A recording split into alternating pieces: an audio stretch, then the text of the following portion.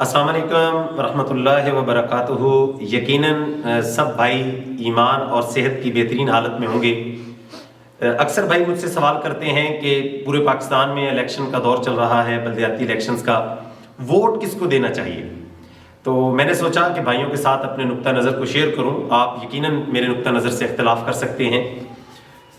सबसे पहली बात तो मैंने इस बात का जवाब देने के लिए काफ़ी उलमाए कराम से इस्तिफादा किया, काफ़ी कुतुब का मुतालिया किया। उसके बाद मेरी तालिब इल्माना राय ये है कि सबसे पहले तो ये सवाल होना चाहिए, हमें इस बात का पता होना चाहिए कि ये इस निज़ाम के अंदर खामियां कौन कौन सी हैं और उनको बेहतर कैसे किया जा सकता है, और वोट का इसके दरमियान में किरदार क्या है। बहुत सारे उलमाए कराम का ये मौक़िफ़ है कि ये निज़ाम बिल्कुल बातिल है और इस निज़ाम को ठीक नहीं किया जा सकता।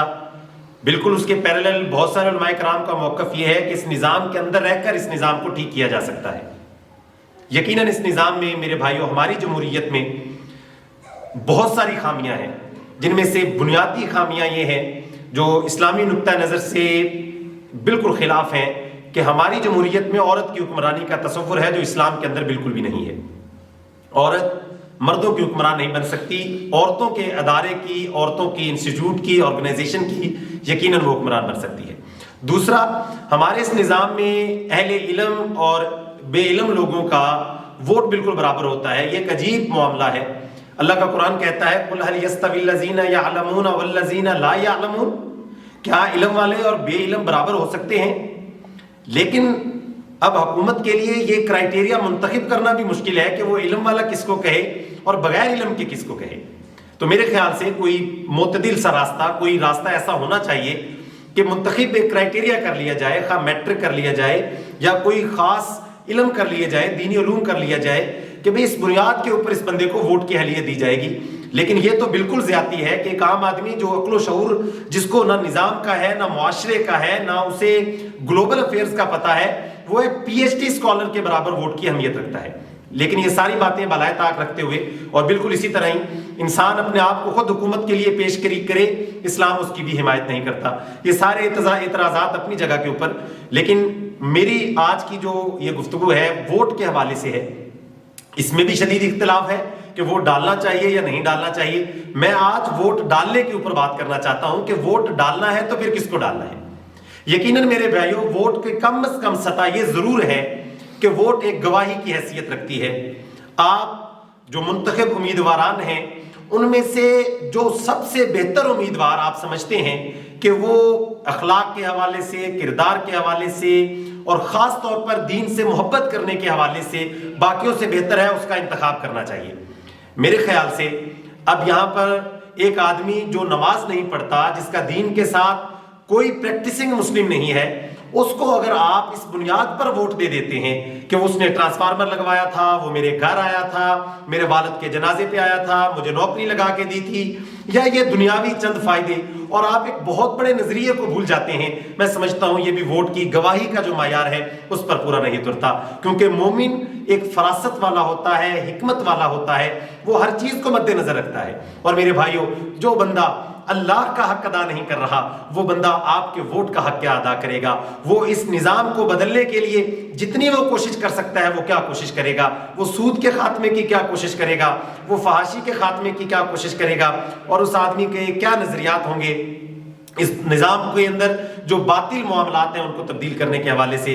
तो मेरे नज़रिए के मुताबिक, तालिब इल्माना राय के मुताबिक, कम से कम वोट देते हुए इस बात का ज़रूर ख्याल रखें कि आप जिस जमात को वोट दे रहे हैं, वो कोई भी जमात है, वो आपकी पसंदीदा है, वो इस्लाम से कितनी मोहब्बत करने वाली है।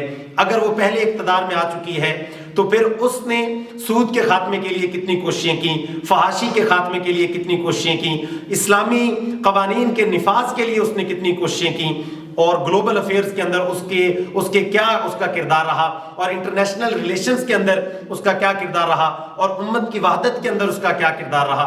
ये सारी बातों को हमें अपनी जमातों के नजरियों में आगे रखना चाहिए।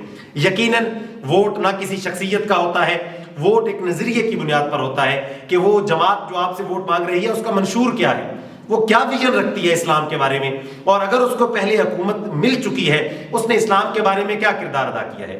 ہم یقیناً اہل دین کے اوپر الزام نہیں لگا سکتے، کیونکہ اہل دین نے حکمرانی اس طرح نہیں اس ملک کے اوپر کی۔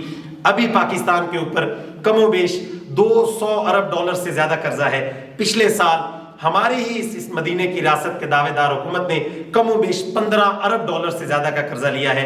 میرے بھائیوں، ہمیں یہ سوچنا چاہیے ہم جس بھی جماعت کے ساتھ وابستہ ہوں اس جماعت کا اسلام کے بارے میں کیا نظریہ ہے۔ اگر آپ سمجھتے ہیں کہ وہ جماعت ایک بہترین جماعت ہے تو آپ ان کے اسلامی نظریے کی اصلاح کریں کہ وہ اسلام کے ساتھ محبت کریں، اسلام کے ساتھ وہ کھڑے ہوں، اور ہم سب کو مل کر ایک ایسی پارلیمنٹ وجود میں لانی چاہیے جہاں پر اہل علم لوگ ہوں، اہل شعور لوگ ہوں، اہل دین لوگ ہوں جو لوگوں کے مسائل کو سمجھیں۔ تو میرے پیارے بھائیوں، مجموعہ خلاصہ بات کا یہ ہے کہ ووٹ دیتے ہوئے کردار کو دیکھیں، اخلاق کو دیکھیں، نظریے کو دیکھیں، اپنے شعور کو ان چند مادی چیزوں سے بالا تر ہو کر سوچا کریں کہ دنیا میں کچھ اور بھی ہے۔ کافر کی یہ پہچان کہ آفاق میں گم ہے، مومن کی یہ پہچان کہ گم اس میں ہے آفاق۔ تو میرے بھائیوں، ووٹ ایک شہادت ہے، ایک گواہی ہے جو کم از کم یہ ٹرانسفارمر، سڑک، گلی، ان بنیادوں سے بالا تر ہو کر امت کی وحدت کے لیے، اسلام کی سربلندی کے لیے استعمال کرنا چاہیے، اہل علم کو دینا چاہیے، اہل شعور کو دینا چاہیے۔ اللہ رب العزت سے دعا ہے اللہ تعالی ہمیں صحیح طور پر دین کو سمجھنے کی توفیق نصیب فرمائے۔ جزاک اللہ فی احسن الجزا۔